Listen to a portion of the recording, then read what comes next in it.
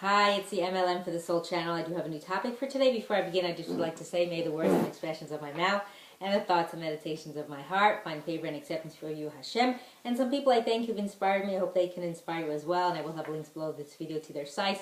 They are Rabbi Shalom Arush, Rabbi Lezer Brody, Rabbi Yosef Mizrahi, Rabbi Eli Mansour, Rabbi Lon Anava, Rabbi Yuval Ovadia, Rav Daniel Asore, Nisan Baruch Black, David Sachs, Rabbi Michael Skobach, Jews for Judaism, Rabbi David Ashir, and Rabbi Ron Vain, as well. If you've never checked out this channel before, I will have a link below this video to my first video, which explains what M.L.M for the Soul means, what it stands for, and what I'm doing. So today's topic is based on some emails I get also from, it's called A Portion of Kindness by Rosalie Saltzman. It's actually put out by somebody else, but I like some of her topics. And this is actually based on the Parashat Acharei, or some people call it Acharei Mot, and it's from Sefer Vayikra. So it's not the current parasha, but it's still applicable. Again, everything we learn from the Torah applies today. It doesn't have to be the parasha of the week that we just did, or that's coming up, because everything is things we can learn from. So I call this topic Chesed, which means kindness, that is both personal and appropriate. So in Vayikra 18:3, which is from Parashat Acharei Mot, it says, "Do not perform the practice of the land of Egypt in which you dwell, and do not perform the practice of the land of Canaan, to which I bring you, and do not follow their traditions." Like anything else, Chesed is a matter of style, what's in vogue, in fashion, de rigueur. Different places at different times have had different ideas of what they think would Chesed be. So during Abram Avinu's time in Sodom, welcoming wayfarers means torturing them or assaulting them. It doesn't sound like a nice Chesed, but that's just the way they did things, right?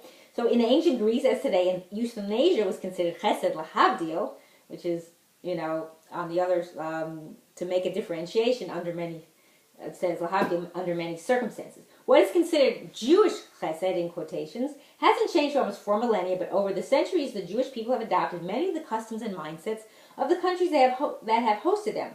We have to be careful, this is very important, that we take our cues of social consciousness from the Torah, not from alien forms of etiquette or propriety. So that's what happens is when you live in a certain country, you start to take on their ways, which is not necessarily good. So if it's not good, like what they did in Greece and Sodom, you don't want to do them. So to properly discuss all the mitzvahs involving Chesed that appear in this parasha would take an entire book, let alone a chapter. So it's a lot.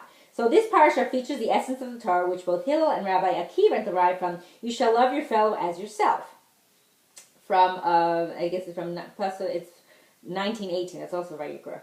So why isn't it enough to just say that? Why go on to list all the chesed you must do to the poor and the orphan, the convert and the widow, the old and the oppressed, the blind and the deaf? Like, why is that necessary, right? So it goes on to explain. It seems to me that the reason all these groups are mentioned individually is that if someone were to treat someone else as he would himself, he's limited by his own experience. It is all well and good if I want someone to be as happy as I am. But what makes me happy and what my needs are different from someone else.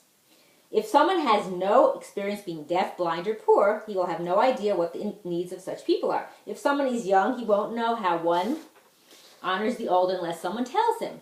No one can feel the special sensitivities of the widow or convert unless he or she has been through these experiences himself. A rich person can't understand the need for self-respect amidst the humbling station of a poor person. Inasmuch as we want to help others, we are often limited by our personally limiting experience. Therefore, the Torah comes and tells us what kind of chesed to do for each type of person. Here we have the clear message that it is important to individualize our chesed and to take the specific needs and circumstances of each person into account. Hashem even takes into account the sensitivities of animals and vegetation and tells us how to deal kindly with them. Something that we wouldn't be able to infer for ourselves. What's more, Hashem takes into account all the different people whom he is addressing. The agriculturist, the employer, the judge, the shopkeeper, all the different types of people who make up Klal Yisrael. Chesed is not an objective act. It is the result of a communication, a relationship between the one doing the chesed and the beneficiary of the chesed. So you have to have communication. What does the other person need? How can you help them, right?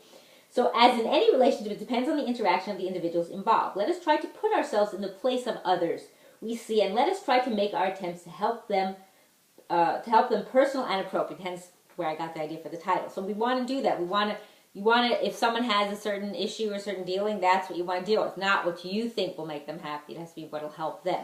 And I hope that through all the chesed that we do, we will merit to live and see the coming of Mashiach speedily in our days, and the rebuilding of our final and everlasting Beis HaMikdash. Amen. And thanks for watching.